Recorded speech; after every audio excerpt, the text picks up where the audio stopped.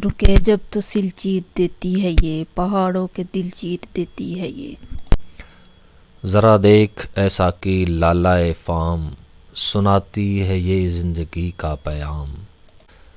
The viewers, آج کی video میں ہم شامل کریں گے موہنجو داڑو یعنی وادی سندھ کے باشندے، ان کا معاش کیا تھا، وہ تفریحات کے لیے کون سے کھیل کھیلتے تھے، وہ کھاتے کیا تھے، وہ کون سے جانور پالتے تھے، لباس اور زیورات ان کے کیسے تھے، ان کے برتن اور ہتھیار کیسے تھے، وہ کس مذہب سے تعلق رکھتے تھے اور ان کی زبان کیا تھی۔ لوگوں کا ذریعہ معاش کاشتکاری، دستکاری، صنعت و حرفت اور تجارت ہے۔ لوگوں کی اکثریت زراعت سے وابستہ تھی۔ لوگ عام طور پر گندم، جو، چاول اور باجرہ کاشت کرتے تھے۔ موہنجو داڑو اور ہڑپا سے ملنے والے مجسموں، مورتیوں، کھلونوں، پتھر کے اوزاروں، برتنوں اور زیورات سے اس بات کی تصدیق ہوتی ہے کہ آبادی کا کچھ حصہ تجارت سے وابستہ بھی تھا۔ ابرک امیز مہریں سامان تجارت کو بھیجنے اور بند کرنے کے لیے استعمال کی جاتی تھی۔ وادی سندھ کے شہروں کی تجارت میسوپوٹیمیا اور خلیج کے علاقوں کے ساتھ تھی۔ اس امر کی شہادت ان اشیاء سے ملتی ہے جو ان علاقوں سے درآمد کی گئی ہیں۔ لوگوں کی تفریحات میں ناچنا، گانا، شکار کرنا، مچھلیاں پکڑنا، جوا کھیلنا اور شطرنج جیسے مشاغل شامل تھے۔ اس کے علاوہ لوگ باغ دوڑ اور بگی دوڑ میں بھی حصہ لیتے تھے۔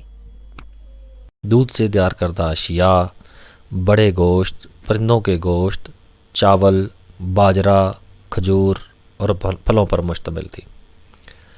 یہ لوگ بھیڑ بکری، مچھلی اور مرغ کا گوشت بڑے شوق سے کھاتے تھے۔ علاوہ ازیں دودھ بھی بکثرت سے استعمال کرتے تھے۔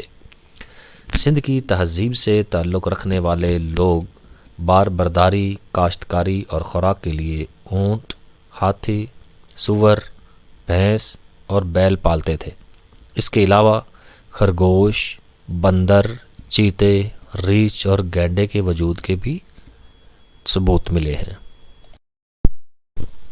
موہنجو داڑو، ہڑپا اور سندھ کی تہذیب کے دیگر مراکز سے کسی کپڑے کے وجود کا کوئی ثبوت نہیں ملا، تاہم مجسموں اور مہروں پر پائی جانے والی تصاویر سے پتہ چلتا ہے کہ مرد ایک چوگا اور عورتیں اسکرٹ پہنتی تھیں۔ جہاں تک زیورات کا تعلق ہے، یہ مردوں اور عورتوں دونوں میں مقبول تھے۔ مرد اور عورتیں سربند، بازوبند، گلے کے ہاروں اور انگوٹھیوں کا استعمال کرتے تھے، جبکہ عورتیں کمربند اور پازیب کا استعمال شوق سے کرتی تھیں۔ یہ زیورات سونے، چاندی، ہاتھی کے دانت اور قیمتی پتھروں کے بنے ہوتے تھے۔ بال سنوارنے کے لیے کنگھیاں استعمال کی جاتی تھیں۔ سندھ کی تہذیب سے تعلق رکھنے والے لوگ مٹی کے بنے ہوئے برتن استعمال کرتے تھے۔ یہ برتن گھومنے والے پہیے کی مدد سے تیار کیے جاتے تھے اور ان پر چمکدار مصالحے کی تہ چڑھا دی جاتی تھی۔